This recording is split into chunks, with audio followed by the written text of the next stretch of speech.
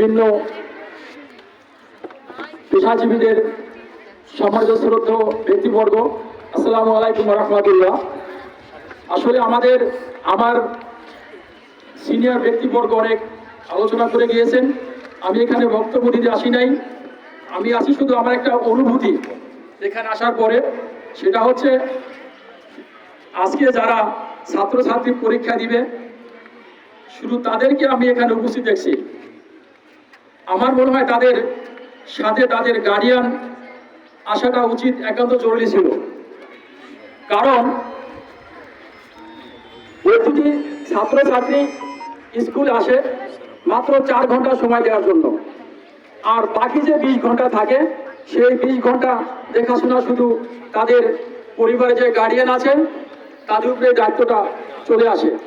আমার মনে হয় সেই ছেলে সন্তানদের যে দায়িত্ব ছিল গার্ডিয়ানের, তারা তা থেকে মনে হয় একটু দূরে সরে যাচ্ছে। তার প্রমাণ বর্তমান ডিজিটাল যুগ। সন্ধ্যার পরে মা থাকে মোবাইল নিয়ে ব্যস্ত, বাবা থাকে 4 দোকানে আড্ডা। ছেলে মেয়ে যে কোথায় থাকবে, তারা পড়ার টেবিল আছে বা কোথায় গেছে তার কোনো খোঁজ খবর নাই। আমরা কি করি, পরীক্ষার রেজাল্ট যখন খারাপ হয় তখন আমরা শিক্ষকদের উপরে এই দোষটা আমরা চাপিয়ে দিই, বলে ঠিক কিনা?